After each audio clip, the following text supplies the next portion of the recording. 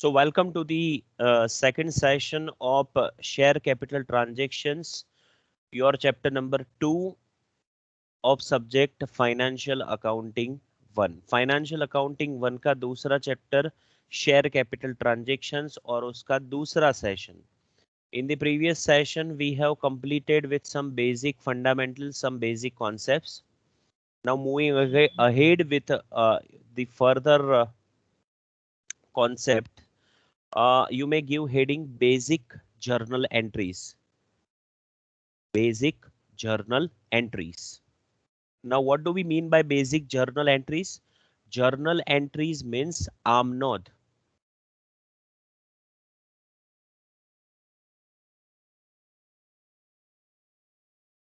See, as you have already studied this particular chapter, you must have known that in this chapter there are 8 basic journal entries. તમે already આ chapter આગળ ભણી ગયા છો તો એના આધારે તમને એટલી ખબર છે કે આમાં 8 મહત્વની અને પાયાની આમનોંધ છે. So in total there are 8 basic journal entries. But again there is a problem that during your 12th standard you must have mucked up this journal entries. તમે આ journal entries યાદ નહીં રાખી હોય, સમજ્યા નહીં હોય, તમે જનરલ એન્ટ્રીઝ મોટા ભાગે રટ્ટાફિકેશન કરી હશે. So let's try to understand this 8 basic journal entries. First entry is always related with application money received. See, very first entry whenever we are going to pass journal entries. See, in this chapter always remember one thing. ये chapter में हमेशा एक चीज आप याद रखोगे कि ये chapter में हमें थोड़े बेसिक कैलकुलेशंस करने हैं और उसके बाद उन कैलकुलेशंस के बेस पे we need to pass journal entries. तो जर्नल एंट्रीज हमें अच्छे से याद होने चाहिए, हमें इसको अच्छे से समझना पड़ेगा. Very first entry application money received. सबसे पहले जब भी कंपनी अपना आईपीओ या एफपीओ लेके आती है, जब भी कंपनी शेयर इश्यू करती है, तो at that point of time सबसे पहले हम पब्लिक के पास से पैसा मंगवाएंगे और पब्लिक वो पैसा एप्लीकेशन मनी के तौर पे हमें देगा. तो सबसे पहली एंट्री क्या रहेगी? Application money received. whenever we are going to receive money, जब भी हम पैसे रिसीव करते हैं तो always bank account will be debited because money comes in. Debit what comes in, credit what goes out. आवे ते उधार, जाए ते जमा. So bank account debited as money received. And for which purpose we have received money? So to share application account. So bank account debit to share application account. Bank खाते उधार ते share अर्जी खाते. So this is first and very basic entry. Application money received. Bank account debit to share application account. You may note down all these entries for your future reference. Now once you receive application money, एक बार आपको application के पैसे मिल गए, आपने first entry pass की, bank account debit to share application account. अब वो application money को जब भी आप शेयर अलॉट करोगे, शेयर अलॉटमेंट मतलब જ્યારે આપણે શેર મંજૂર કરીએ છે, so after share allotment those application money must have been transferred to share capital account. એક વખત મંજૂર થઈ જાય છે શેર, પછી અરજીના પૈસા આપણે શેર મૂડી ખાતે લઈ જવા પડતા હોય છે. So for that purpose, in the first entry, you have credited share application account. So now it will be debited to share application account debit. And the same money you are transferring to equity share capital account to equity share capital account. So in second entry, application money is transferred to share capital account. So entry will be share application account debit to equity share capital account. See, equity share capital is a liability for you and liability is always credited. Equity share capital તમારા માટે જવાબદારી છે, તમારા માટે દેવું છે, એટલા માટે એને હંમેશા આપણે જમા કરવો પડે. તો share application account debit to equity share capital account.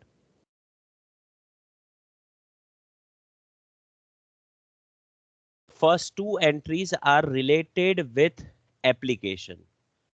See, this is the only stage. Application is the only stage where first of all you are going to receive money and then that money will be transferred to share capital account. Application एकमात्र एवो stage है, application ही ऐसा stage है जहां पर पहले आपको पैसे रिसीव होते हैं और उसके बाद वो पैसे आप शेयर कैपिटल में ट्रांसफर करते हो. आफ्टर एप्लीकेशन, आफ्टर एप्लीकेशन जो भी स्टेज आता है, जैसे कि सबसे पहले आया अलॉटमेंट, तो सबसे पहले एंट्री नंबर 3 अलॉटमेंट. एप्लीकेशन के बाद जितने भी स्टेज आते हैं, whether it is allotment, whether it is first call, whether it is final call, सारे स्टेज में पहले मनी ड्यू होते हैं, पहला पैसा મળવા પાત્ર થાય છે. First of all money becomes due, પહેલા પૈસા મળવા પાત્ર થશે and then after you are going to receive money, અને એના પછી તમને પૈસા મળશે. So entry number 3 allotment money becomes due. Whenever money becomes due, for whatever stage money becomes due, that has been debited. જે સ્ટેજ માટે પૈસા due થયા હોય એ સ્ટેજને તમારે ડેબિટ કરવો પડે.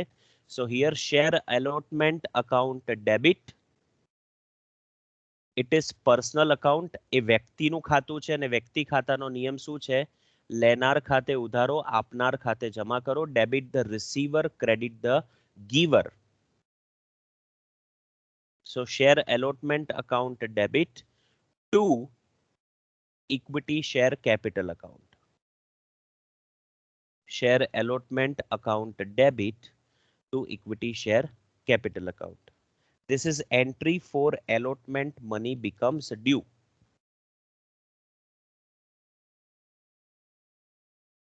Now in entry number 4, allotment money received. See, whenever we are receiving money, always a debit bank account. So bank account debit. And for which purpose we have received this money? Allotment. So to share allotment account. So bank account debit to share allotment account.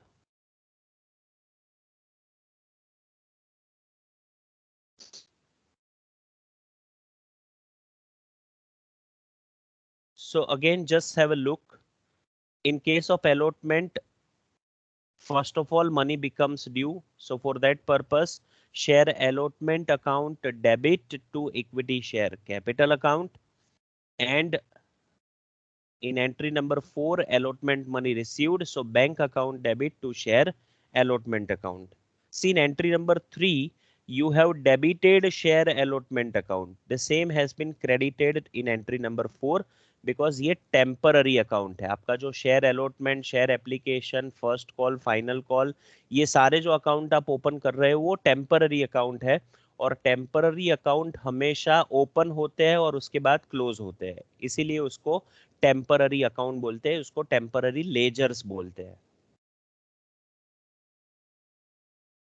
So entry number 3 and 4 for the purpose of allotment. Allotment એટલે શુદ્ધ ગુજરાતીમાં મંજૂરી. Now coming to the entry number 5. First call money becomes due. પ્રથમ હપ્તાના નાણાં મળવા પાત્ર થયા, હજુ મળ્યા નથી. First call money becomes due. Again entry will be share first call account debit to equity share capital account. See, always remember one thing, जिसके भी पैसे ड्यू हुए हैं उसको आप डेबिट करोगे. जैसे पहले अलॉटमेंट के पैसे ड्यू हुए तो उसको डेबिट किया, अभी फर्स्ट कॉल के पैसे ड्यू हुए तो फर्स्ट कॉल को डेबिट किया. सो जिसके भी पैसे ड्यू हुए उसको डेबिट करो और क्रेडिट क्या करोगे आप? तो equity share capital account. share first call account debit to equity share capital account, and the same money you will be receiving in entry number 6. So first call money received. Again जब भी आपको पैसे receive होते हैं तब आप bank account को debit करोगे. सो बैंक अकाउंट डेबिटेड, और किसके पैसे मिले आपको? फर्स्ट कॉल के, to share first call account. Bank account debit to share first call account. So very simple entry is there. जब भी पैसे ड्यू होते हैं तो share first call account debit to equity share capital account, और जब भी आपको पैसे रिसीव होते हैं तो bank account debit to share first call account.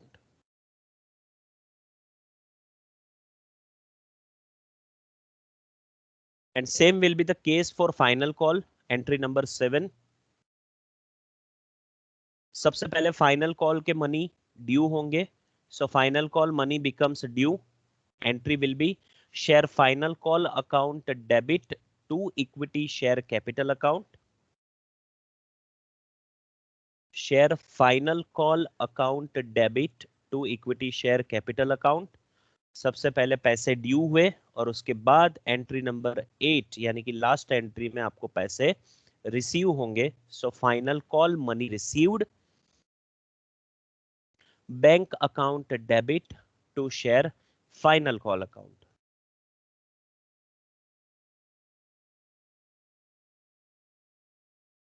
Bank account debit to share final call account. So again, in total there are 8 journal entries and 4 stages. Total 4 stage है अलग अलग. Application, allotment, first call, final call. हर एक stage के लिए 2 entries है. ठीक है. खाली एप्लीकेशन का स्टेज ऐसा है जहां पर पहले पैसे रिसीव होते हैं और उसके बाद हम उसको कैपिटल में ट्रांसफर करते हैं. तो उसमें खाली बैंक अकाउंट वाला एंट्री पहला आता है और उसके बाद ट्रांसफर वाला एंट्री आता है. बाकी के सारे 3 स्टेज, चाहे वो अलॉटमेंट हो, फर्स्ट कॉल हो या फाइनल कॉल हो, तीनों स्टेज में सबसे पहले ड्यू वाला एंट्री आएगा. यानी कि जो भी स्टेज है उसको डेबिट करेंगे, उसके बाद क्रेडिट क्या करेंगे? हम इक्विटी शेयर कैपिटल को क्रेडिट करेंगे. और जो सेकंड वाला एंट्री है वो रिसीव के लिए आएगा. तो उसके लिए हम क्या एंट्री करेंगे? तो बैंक अकाउंट को डेबिट करेंगे और जिस स्टेज के लिए पैसे मिले हैं उसको हम क्रेडिट करेंगे. So it is as simple as that. 8 basic journal entries, and this is very important क्योंकि इसके आधार पे ही आप अपनी जर्नल एंट्रीज कर पाओगे.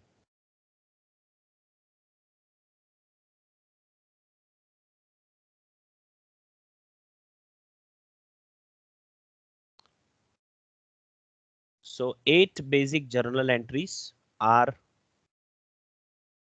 here.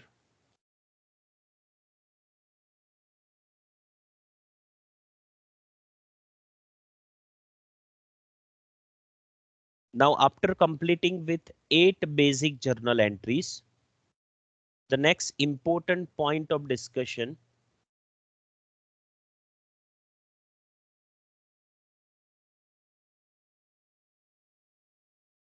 सी, ये सारा जो है वो आपका 12th स्टैंडर्ड का रिवीजन है. But again I am telling you कि 12th में आप लोगों ने पढ़ा होगा वो खाली मार्क्स के लिए पढ़ा होगा. आपने कॉन्सेप्ट को समझने का शायद एफर्ट नहीं दिया होगा. And that is why I am repeating all these things again and again just to have conceptual clarity. Coming to the next point of discussion, calls in arrears. જેને શુદ્ધ ગુજરાતીમાં કહેવાય બાકી હપ્તા. Calls in arrears, give heading calls in arrears, બાકી હપ્તા.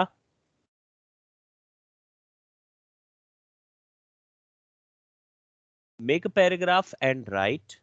ફકરો પાડીને આપણે લખીશું. Calls in arrears mean calls in arrears mean those shares on which money is called by company, on which money is called by company but not paid by shareholders, but not paid by shareholders. See, what do we mean by calls in arrears? Calls in arrears का मतलब क्या होता है? Suppose there are 10 lakhs shareholders. हमारे पास total 10 lakh shares है, यानी कि 10 lakh share holders है. अब 10 लाख शेयर्स के पास से हमने अलॉटमेंट के 3 रुपए मंगवाए. सो 10 लैक्स इंटू 3 हमें कितने मिलने चाहिए? 30 लैक्स. लेकिन आउट ऑफ 10 लैक्स 10,000 शेयर्स ऐसे हैं, 10,000 शेयर होल्डर्स ऐसे हैं जिन्होंने हमें अलॉटमेंट के 3 रुपए नहीं दिए, उन लोगों ने हमें नहीं पे किए, यानी कि पैसे ड्यू हुए लेकिन पैसे हमें रिसीव नहीं हुए. तो वो जो मंगवाए हुए पैसे जो हमें नहीं मिले, उनको हम क्या बोलेंगे? Calls in arrears. तो देखो, आपको डेफिनेशन में से थोड़ा बहुत आइडिया आ जाएगा कि वो शेयर जिसके ऊपर कंपनी ने पैसे मंगवाए, कॉल किए, लेकिन शेयर होल्डर्स ने पे नहीं किए, उसको हम कहां ट्रांसफर करेंगे? उसको हम क्या बोलेंगे? Calls in arrears. अब बैलेंस शीट की बात आती है, यानी कि जब हम फाइनल अकाउंट्स प्रिपेयर करते हैं, साथ में हम ये भी सीखेंगे कि ये एंट्री जो है उसका फाइनल अकाउंट में क्या इफेक्ट रहेगा, how it will reflect in final accounts. Final accounts એટલે વાર્ષિક હિસાબોમાં આની અસર કેવી રીતે આવશે. So always remember one thing, make a second point, write down second point. calls in arrears would be deducted from calls in arrears would be deducted from called up share capital in the balance sheet. See, in balance sheet એટલે કે પાકું સરવૈયું. balance sheet માં, in balance sheet we will be showing this share capital on liability side. Balance શીટમાં એટલે કે પાકા સરવૈયામાં આપણે share મૂડી હંમેશા જવાબદારી એટલે કે દેવા બાજુ બતાવતા હોઈએ છે. સો ફ્રોમ ધીસ શેર કેપિટલ, જે પણ કોલ્ડ અપ શેર કેપિટલ છે, from that called up share capital we will deduct this calls in arrears. એટલે શેર મૂડીમાંથી બાકી હપ્તા હંમેશા તમારે બાદ કરવા પડે. you have to deduct calls in arrears from called up share capital in the balance sheet liability side. Third point,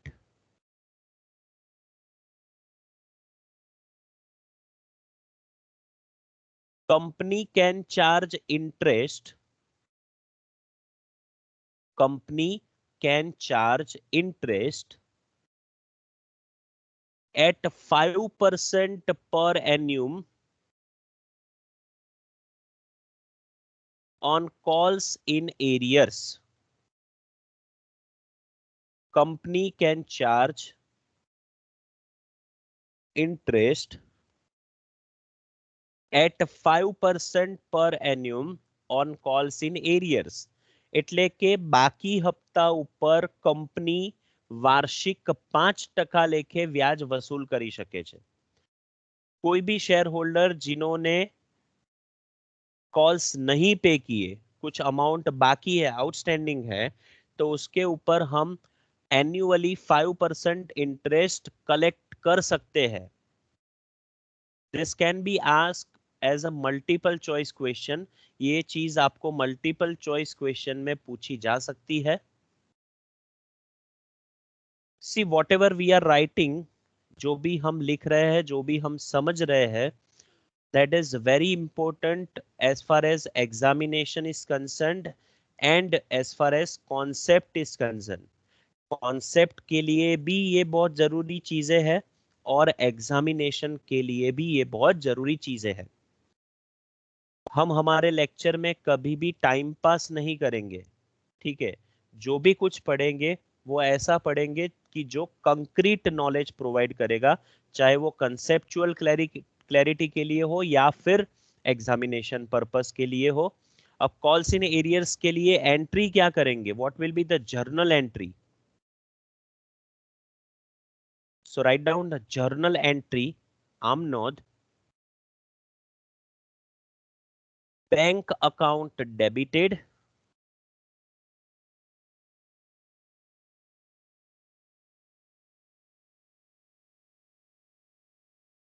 जितने भी पैसे हमें रिसीव हुए हैं उसके लिए हम बैंक अकाउंट को डेबिट करेंगे, इसीलिए मैंने बाजू में लिखा मनी रिसीव्ड।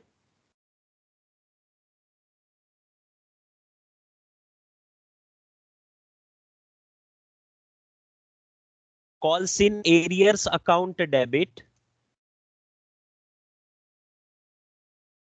उसके बाजू में मैंने लिखा है due but not received. Due हुए लेकिन नहीं मिले, हमने मंगवाए, पैसे ड्यू भी हुए लेकिन हमें रिसीव नहीं हुए, इसीलिए हमने उसको कॉल्स इन एरियर्स अकाउंट में डेबिट किया। So bank account debit, debit what comes in, calls in arrears account debit, it is outstanding and that is why it is debited. To share calls account, share calls account, that is the total money due. अगर first call पे 30 लैक्स हमें मिलने चाहिए, ठीक है, 30 lakhs due हुए लेकिन 30 लैक्स में से हमें मिले 29 लैक्स, तो बैंक अकाउंट को हम 29 लैक्स से डेबिट करेंगे।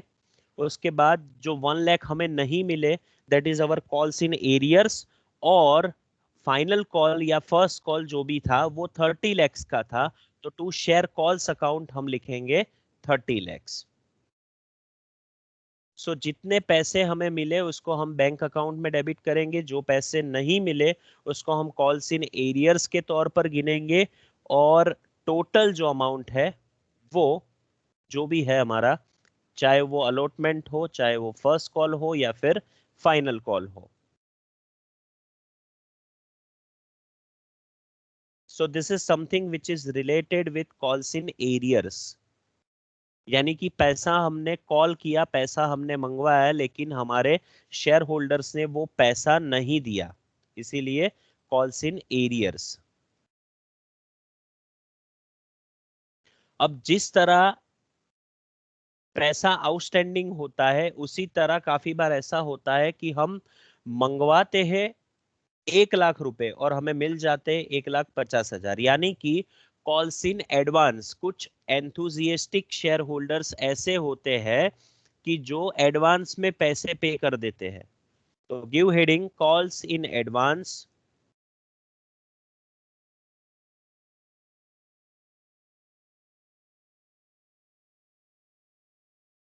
Make a paragraph and right calls in advance mean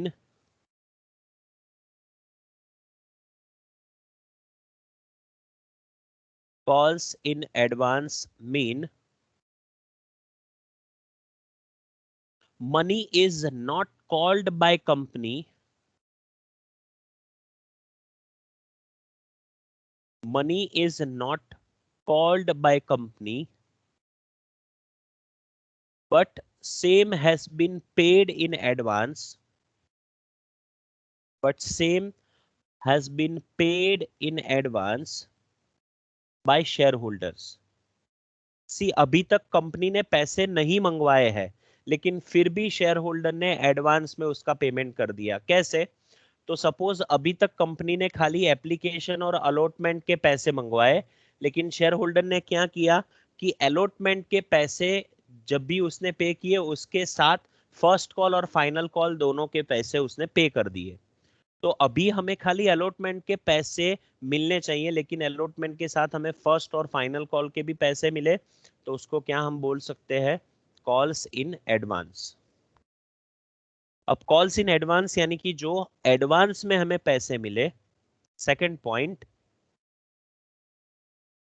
उसको बैलेंस शीट में हम कैसे दिखाएंगे? વાર્ષિક હિસાબોમાં આપણે એને કેવી રીતે બતાવી શકીએ?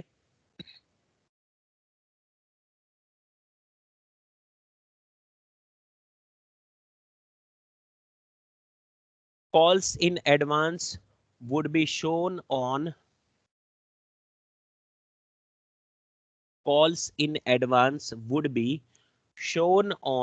liability side of a balance sheet. See, it is our liability as our shareholders have paid this money in advance. So उसको हम liability side पे दिखाएंगे बैलेंस शीट में. सी आपको लगेगा कि कॉल्स इन एरियर्स भी हमने लायबिलिटी साइड दिखाया और कॉल्स इन एडवांस भी हमने लायबिलिटी साइड दिखाया, लेकिन इन दोनों में एक डिफरेंस है. कॉल्स इन एरियर्स को हम शेयर कैपिटल में से डिडक्ट करते हैं, माइनस करते हैं. सो एक्चुअली अगर देखा जाए तो वो लायबिलिटी साइड नहीं है, वो कौन से साइड है, असेट साइड पे है.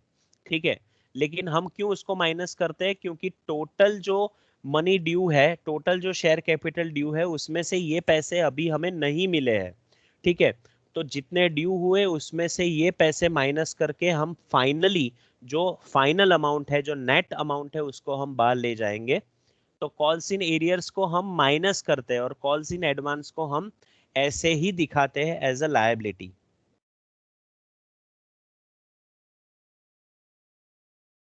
Third point, company can pay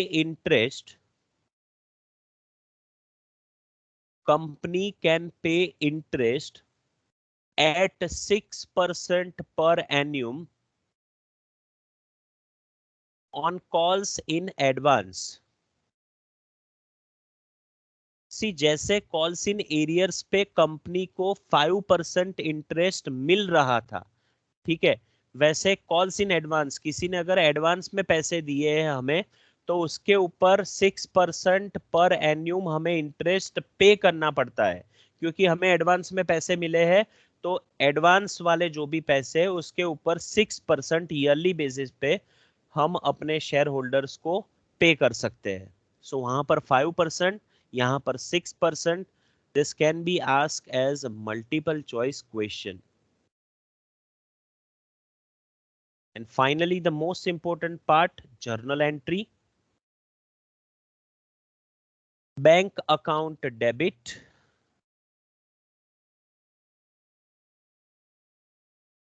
Total money received along with funds. Advance के साथ जो टोटल पैसे आपको मिले. सी आपको अलॉटमेंट के टाइम पर मिलने वाले थे 20 लैक्स, लेकिन 20 लैक्स के साथ ही और 1 लाख मिले आपको एडवांस के तौर पर. तो यहाँ पर 20 + 1 कुल मिला के 21 लैक्स आएगा. अब उसमें से अलॉटमेंट का जो पैसा था वो अलॉटमेंट में हम क्रेडिट करेंगे टू शेयर अलॉटमेंट अकाउंट. यहां पर जितने मनी ड्यू हुए उसको हम यहां पर क्रेडिट करेंगे. 21 लैक्स में से 20 लैक्स अलॉटमेंट रिलेटेड थे, तो वहां पर उसको अलॉटमेंट में उनको क्रेडिट किया. लेकिन 1 लाख जो थे, जो हमें एडवांस में मिले हैं, वो अभी मनी नॉट ड्यू रिसीव्ड, अभी पैसे ड्यू नहीं हुए हैं, ठीक है, फिर भी हमें रिसीव हुए, तो उसको हम कॉल्स इन एडवांस के तौर पे क्रेडिट करेंगे.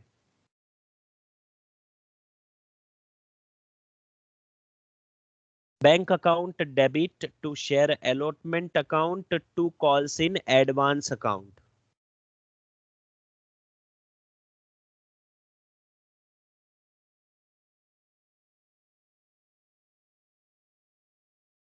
सो इन टूडेज सेशन, आज के सेशन में हम लोगों ने 3 चीज पढ़ी. नंबर 1, सबसे पहले 8 बेसिक जर्नल एंट्रीज. 4 स्टेजेस है, application, allotment, first call, final call. तो हर एक स्टेज का 2 एंट्री होगा, ठीक है. तो कुल मिला के in total 8 basic journal entries. उसके बाद हम लोगों ने पढ़ा कॉल्स इन एरियर्स એટલે કે બાકી હપ્તા. And then finally we have studied calls in advance એટલે કે અગાઉથી મળેલા હપ્તા. So in today's session we have studied 3 things. Again, 8 basic journal entries, calls in arrears and calls in advance. In the next session, we are going to study share issued at premium, share issued at discount, share forfeiture, reissue, and all this topic.